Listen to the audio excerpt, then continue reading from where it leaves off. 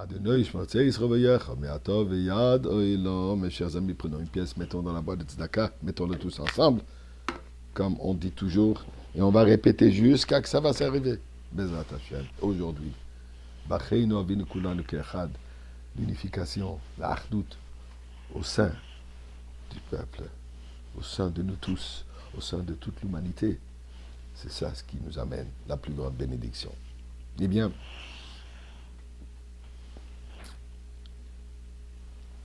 mon centre Chabad, là où j'ai ma shlichut, est dans ce qu'on appelle la cité de la mode de Montréal.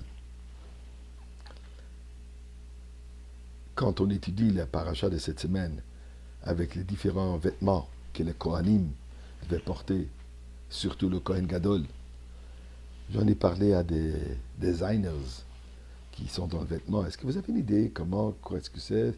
Est-ce que vous avez quelque chose de similaire? Eh bien, ils sont tous émerveillés de cette beauté de ces vêtements que la Torah décrit pour le Kohen Gadol. Eh bien, nous regardons un vêtement particulier, le éphod.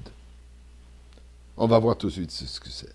D'abord, le passouk de dire Va'asu et éphod, et ils feront l'éphod de quoi? Zahav, de l'or, trélet, de laine bleue, Va'argomon, pourpre et cramoisi, et de fin lin, retors, ouvrage de maître tisserand. La Torah nous dit tout de suite, c'est un vêtement particulier, fait par un artisan de haute gamme. Mais c'est quoi ce éphod? Eh bien, on va voir ce que Rashi nous dit, commentaire de base, qui nous donne toute l'explication, simple explication. Et voilà ce que Rashi dit. Éphod, je n'ai pas entendu.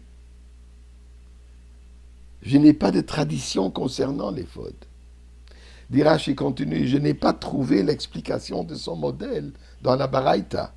Dans la Baraita, qui est la Mishnah, qui est comme la Mishnah, qui discute Mlechet HaMishkan, tous les aspects, tous les fonctionnements, pas les fonctionnements, toute la structure du Mishkan et des vêtements, il n'y a pas de description. Donc Rashi dit, je n'ai pas de tradition qui pourrait me dire ce que c'est. Mais, il faut quand même savoir ce que c'est.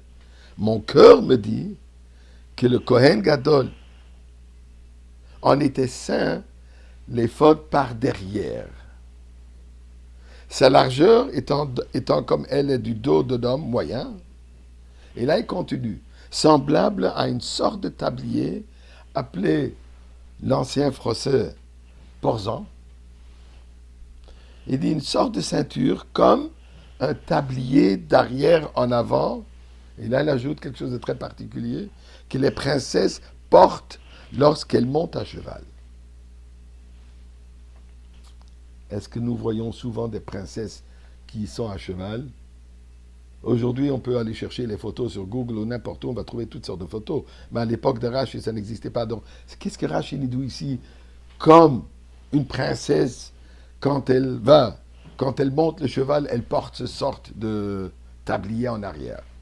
Eh bien, on raconte une histoire que Rashi, un jour, en étant dans la rue, il a remarqué de passage comme une princesse à cheval, montée sur cheval, passait devant lui avec ses vêtements et qui était un peu immodeste. Rashi était très, très déçu du fait qu'il a été exposé de voir quelque chose qui n'est pas modeste, pas tsniout. Ça l'a beaucoup dérangé. Pourquoi? Lama Sachem Kacha. Pourquoi est-ce que Dieu a fait en tel que je dois voir, que mes yeux doivent être affectés par ce que je viens de voir? Mais quand il est venu à le chumash des éphods, Rashi a eu l'idée. Mais c'est ça ce que doit être les éphods.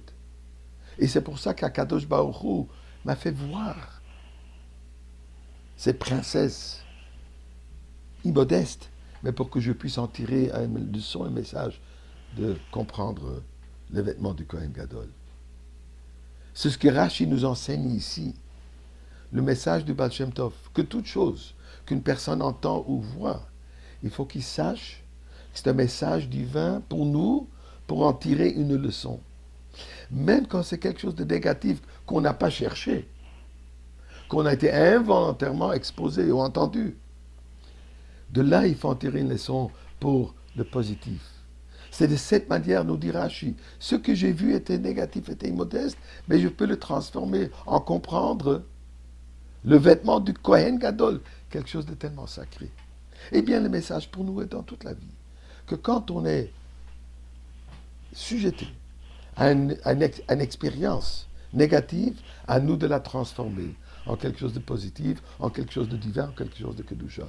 C'est ça notre mission dans la vie, transformer ce monde matériel en monde spirituel. Et de cette manière, nous aurons le mérite très prochainement, ou maintenant, de voir le Kohen Gadol dans le Beth Amikdash.